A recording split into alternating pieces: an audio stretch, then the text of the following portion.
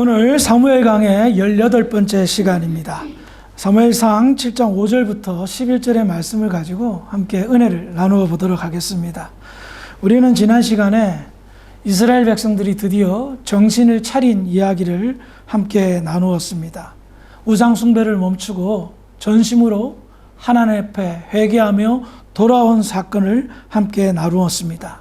그리고 오늘 본문은 이스라엘 백성들이 하나님께 돌아옴으로 인하여 하나님께서 베푸신 크신 은혜에 관해서 함께 은혜들을 나누어 보도록 하겠습니다. 먼저 오늘 본문인 사무엘상 7장 5절의 말씀을 읽어보겠습니다. 시작.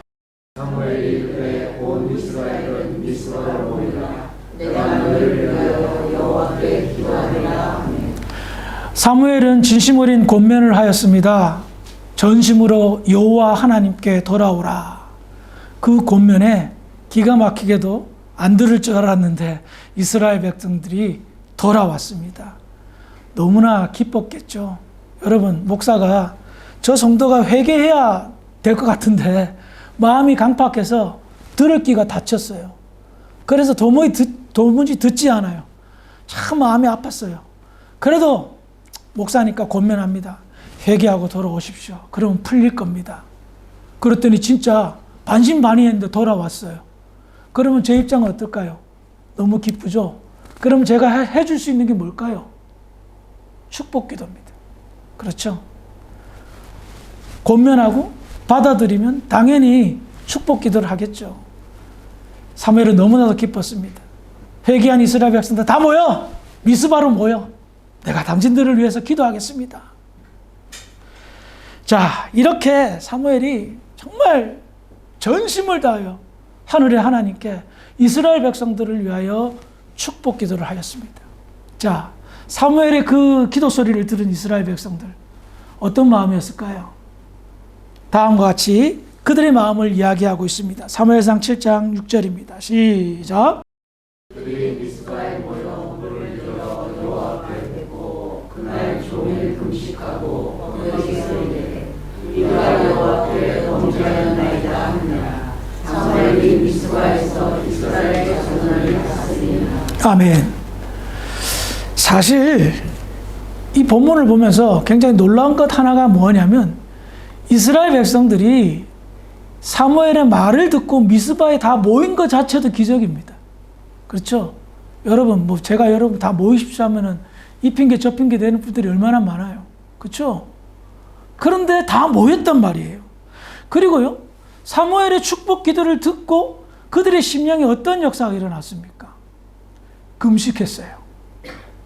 금식했어요. 금식은 무엇입니까? 사는 것을 잠시 멈춘 겁니다. 내가 죽을 각오를 한다는 것을 의미합니다. 그러면서 회개했단 말입니다. 예? 여러분, 사무엘이 우리 다 같이 모여서 금식 기도합시다, 회개 기도합시다라고 모이라고 했어요? 그런 말은 1도 하지 않았어요. 내가 너희를 위하여 여호와께 기도하리라. 사무엘이 기도해 준다라고 모이게 했어요. 그런데 이스라엘 백성들은 누구라고도 할 것 없이 자발적으로 금식하며 사무엘의 그 기도 소리에 큰 감동을 받고 회개 기도하더란 말입니다. 지금까지 내가 정말 잘못 살았구나. 지금까지 내가 하는 짓을 돌아보니 하나님께 범죄하고 하나님께 죽을 죄를 지었구나. 그동안 우리가 죽도록 섬겼던 바알과 아스타도 우리를 한 번도 위해 주지 않았는데 사무엘은 우리를 이렇게 위해 주며 축복기도 하고 그 모습을 보니 하나님께서 얼마나 우리를 위해 주고 계셨다는 사실을 깨달았던 겁니다. 사무엘의 간절한 축복기도에 이스라엘 백성들의 심령에 변화가 찾아왔습니다. 누가 시키지도 않았는데 금식하며 하나님 잘못했습니다 하며 회개 기도를 합니다. 미스바에 모인 이스라엘 백성들은요, 사무엘의 진심을 읽었습니다. 덩달아 하나님의 진심을 깨닫게 됩니다.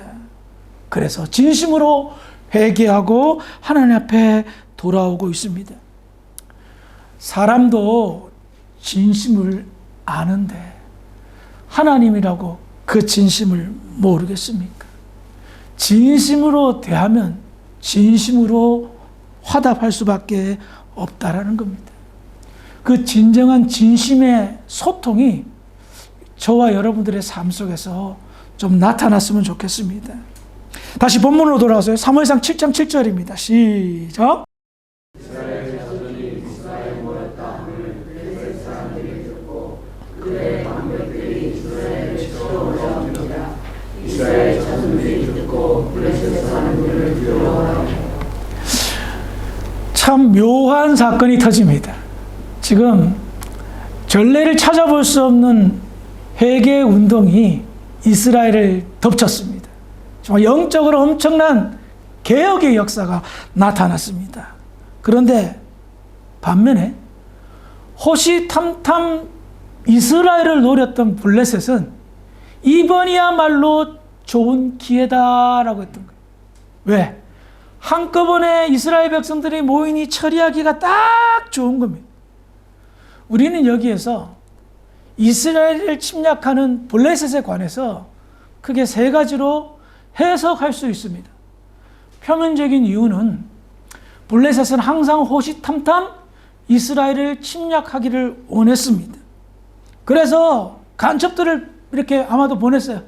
미스바의 사람들이 다 모인다는 첩보를 듣고 전쟁을 준비합니다. 그런데 그 배후에는 두 번째로 역사하는 배우자가 있다는 겁니다. 그 자가 바로 사탄입니다. 사탄은 우리가 갑자기 뭐 이렇게 산으로 가나 그러죠. 블레셋이 전쟁을 벌린다는데 사탄이 왜 나오지? 성경에 기록된 대부분의 전쟁은 영적인 의미가 굉장히 큽니다. 대표적인 예를 한번 들어볼게요. 출애굽기 17장 11절입니다. 시작.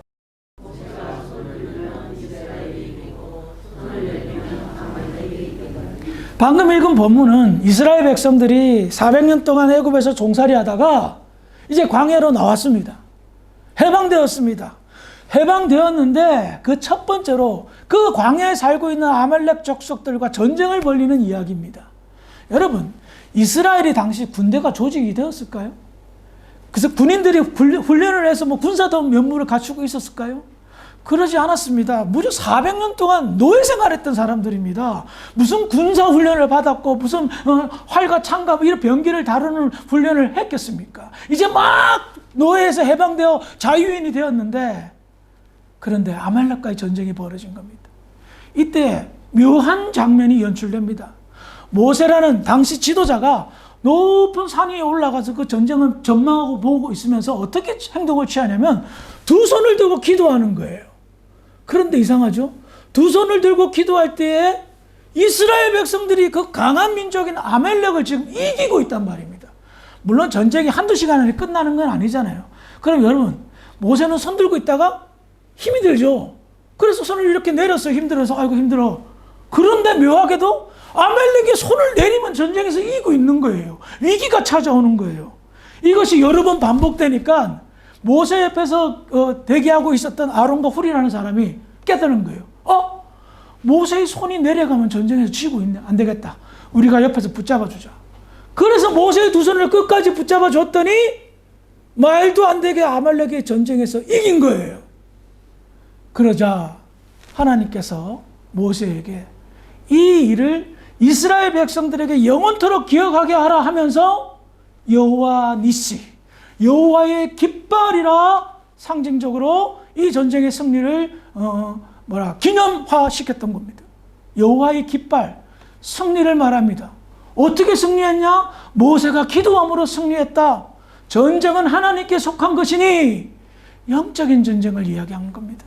그렇다면 사탄이 왜 블레셋의 배후가 되어 블레셋을 조종하였을까요?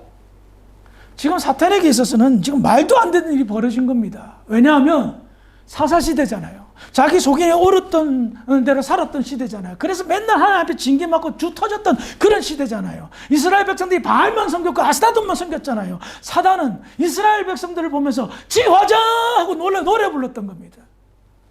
자기가 가장 기뻐하는 일을 이스라엘 백성들이 그동안 쭉 하면서 사탄은 항상 웃고 지냈습니다. 그러다가 얘네들이 갑자기 자기를 배반하는 거예요. 회개하고 하나님께 돌아오는 거예요. 아스타돗과 바알을 갖다가 없애버리는 거예요. 사탄에게 큰 기쁨을 주었던 이스라엘 백성들이 사탄의 등에 비수를 꽂으니 사탄이 너무너무 화가 나는 겁니다. 세상에 나에게 유일한 낙이 교회 다니면서 예수 안 믿는 친구인데, 세상에서 나에게 가장 큰 기쁨이 예수 믿는다고 하면서 믿는 사람보다 못하게 죄짓며 마음껏 사는 사람인데, 이 사람이 갑자기 변화받아 하나님만 섬기겠다고 회개하고 눈물 흘리고 믿음이 깊어지는 거예요. 그러니 어떡하겠어요? 다 된 밥에 콧물 빠뜨리게 해야죠. 사탄은 이스라엘이 가장 두려워하는 것을 건드렸습니다. 블레셋에게, 폭탄을 들고 있는 블레셋에게, 야, 불 붙여. 기회야. 다 모였대. 한꺼번에 처리할 수 있어. 블레셋의 마음에 불을 붙인 거예요. 그래서 전쟁이 벌어졌던 겁니다. 마지막 세 번째로 이 전쟁이 일어난 이유는 하나님의 테스트입니다. 전심으로 하나님께 돌아왔대. 그러면 증거가 있어야 될 거 아닙니까? 나 마음만, 하나님, 나 이제 제대로 하나님 믿을게요. 그래? 그래? 그럼 네가 진짜 잘 믿는지 내가 한번 보자. 하나님께서는 사탄의 그 계략에 그냥 내버려 두셨어요. 전쟁이 벌어지도록 하나님은 일단은 열중하셨어요. 왜? 이스라엘이 진짜 돌아왔는지 보고 싶으셨어요. 유혹과 시험을 헷갈리지 마시기 바랍니다. 테스트가 있단 말입니다. 그래서 은혜 받을 때 정말 조심하시기 바랍니다. 은혜를 받으면 첫 번째로는 사탄이 발광을 합니다. 여러분들이 가장 염려하고 두려워하는 것, 그것 건드립니다. 이스라엘이 가장 두려워한 게 뭐예요? 블레셋 침략. 그 일이 벌어질 수도 있습니다. 그래요. 건강하던 분이 예수 잘 믿고 갑자기 몸이 약해질 수가 있어요. 물질적으로 아무런 문제가 없던 분이 예수 믿기로 작정했는데 어느 날 갑자기 물질적인 어려움이 탁 하고 들어와요. 자녀에 대해서는 전혀 내가 신경조차 안 썼는데 어느 날 갑자기 나의 자녀들에게 문제가 툭툭툭툭 생겨요. 내가 왜 이래야 돼? 내가 예수 잘 믿은 것밖에 없는데, 내가 주님께 돌아온 것밖에 없는데 왜 나한테 이런 고통이 있어? 시험에 들어요. 금방 꼬꾸라지는 사람들 수도 없이 많이 봤습니다. 수도 없이 많이 봤어요. 사탄은 우리가 예수 잘 믿는 것 용납할 수 없는 존재입니다. 그런데 과거에 자기 손에서 주물락주물락거리며 놀았던 이 친구가 교회 다니기 시작하고 예수 믿기 시작하고 교회에 충성하고 성도들에게 사랑을 베푸는데 얼마나 화가 나겠습니까? 그 배신감에. 그러니 나의 가장 아킬레스건을 건드리는 거예요. 여러분 마음 중심으로 물어보세요. 내가 지금 이 세상에 살면서 제일 약한 게 뭐지? 돈이 될 수 있고요, 건강이 될 수 있고요, 자식이 될 수 있고요, 여러분 자신이 될 수도 있어요. 그거 반드시 건드립니다. 그런데 그 건드림에 잘 반응하고 승리하면 말로 표현할 수 없는 놀라운 축복의 역사가 나타납니다. 그것이 오늘 본문을 이야기하고 있는데요. 자, 사탄의 역사, 더불어 하나님의 테스트, 이스라엘의 반응을 보겠습니다. 사무엘상 7장 8절입니다. 시작. 이스라엘 자손이 사무엘에게 이르되 당신은 우리를 위하여 우리 하나님 여호와께 시기하고 부르짖어 우리를 블레셋 사람들의 손에서 구원하시게 하소서 하니. 아멘. 이스라엘 백성들이 블레셋 사람들을 두려워하는 것 맞는 말이었습니다. 기도하고 있는데 갑자기 전쟁이 난 겁니다. 전심으로 회개하고 하나님 앞에 부르짖으며 용서를 구하고 있을 그때에 그들이 가장 두려워했던 일이 터진 겁니다. 그때에 이스라엘 백성들이 달라졌어요. 사무엘에게 우리를 위하여 축복기도하는 거 이제 그만 멈추시고요. 됐습니다. 이 문제 해결해 주시오. 하나님께 간절히 부르짖기를 원합니다.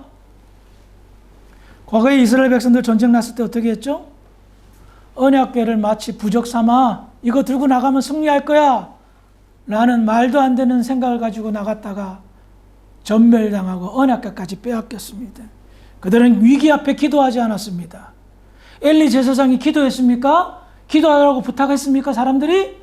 아니요. 엘리 제사장은 길가에 의자에 앉아서 언약궤 때문에 근심 걱정했지 기도하지 않았습니다. 그런데 이제는 달라졌습니다. 하나님을 의지했습니다. 하나님께 도와달라고 기도 부탁드렸습니다. 이것이 그들이 전심으로 하나님께 돌아왔다는 반증입니다. 가장 염려했고 두려워했고 걱정했던 블레셋의 침략 앞에 그들은 하나님을 원망하지 않았습니다. 하나님, 우리가 하나님 앞에 돌아온 게 그 대가가 이것입니까? 우리가 하나님 앞에 회개한 게 그 대가가 이렇게 우리가 가장 싫어하고 두려워하는 일이 벌어지는 것입니까? 하고 하나님께 원망하지 않았습니다. 도리어 하나님 도와주세요 라고 기도하였습니다. 자, 이스라엘의 기도 부탁을 받은 사무엘, 어떤 행동을 하였을까요? 사무엘상 7장 9절입니다. 시작. 사무엘이 젖 먹는 어린 양 하나를 가져다가 우둔한 번제를 여호와께 드리고 이스라엘을 위하여 여호와께 부르짖음에 여호와께서 응답하셨더라.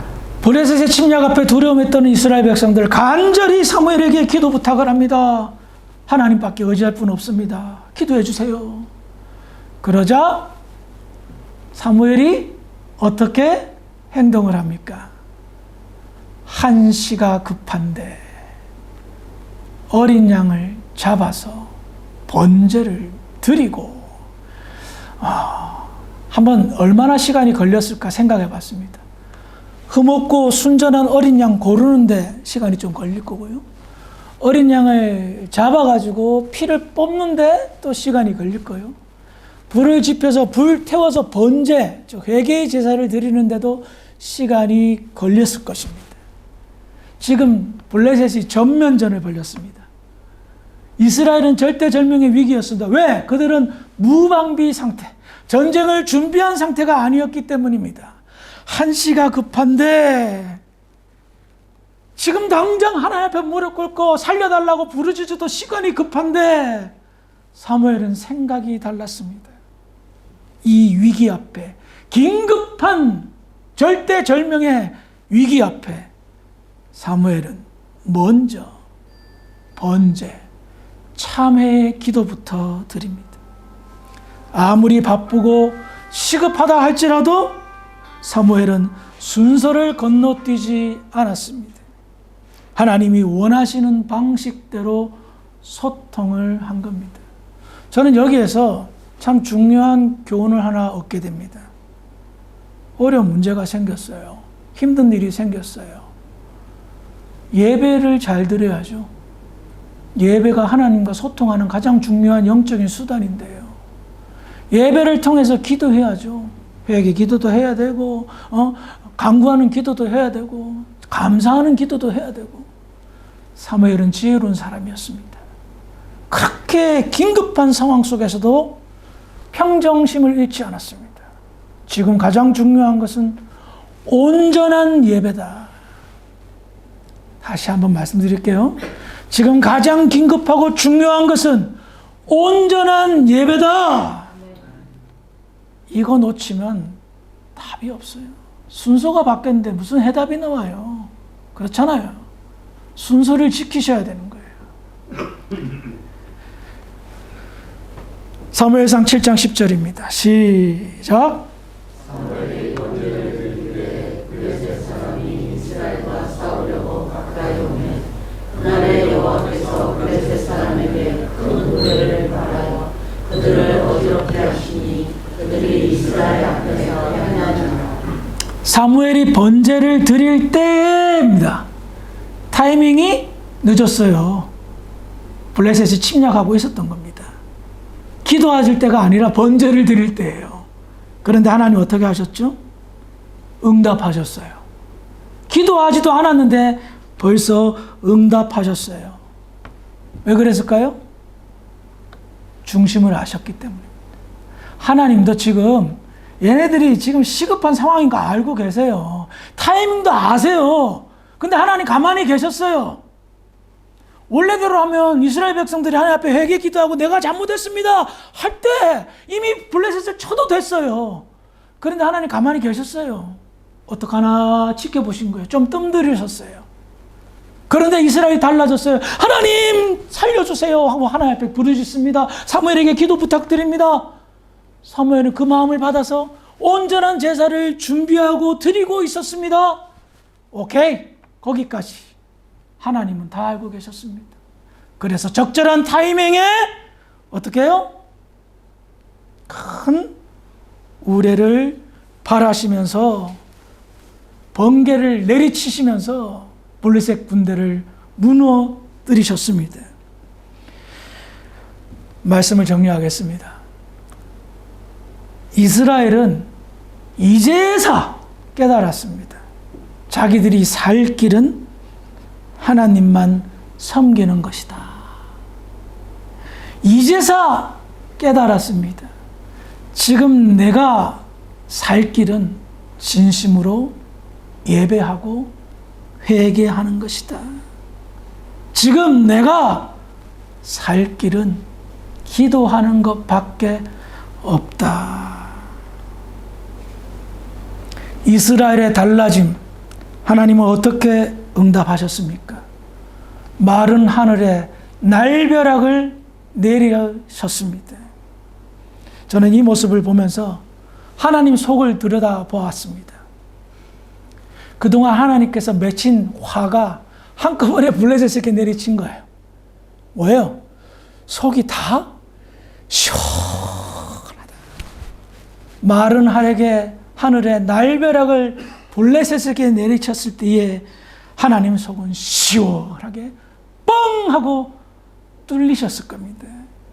그동안 아무개 때문에 얼마나 답답하셨는지 모릅니다. 그동안 홈리와 비누아스 생각하면 이빨이 다 갈립니다. 엘리 제사장 생각하면 너무너무 답답하셨을 것입니다. 이스라엘 백성들 생각만 해도 화가 오르고 속이 다 터져버렸습니다. 답답하다. 그런데 달라진 이스라엘 백성들 때문에 속이 한꺼번에 뻥 하고 뚫리신 거예요. 그래서 너무너무 기분 좋으셔서 마른 하늘의 날벼락을 블레셋에게 내리게 하신 겁니다. 지금까지 신앙생활을 여러분들 얼마나 하셨습니까? 오래 되신 분도 계시고 얼마 되지 않는 분들도 계실 겁니다. 시간이 중요한 게 아니고요.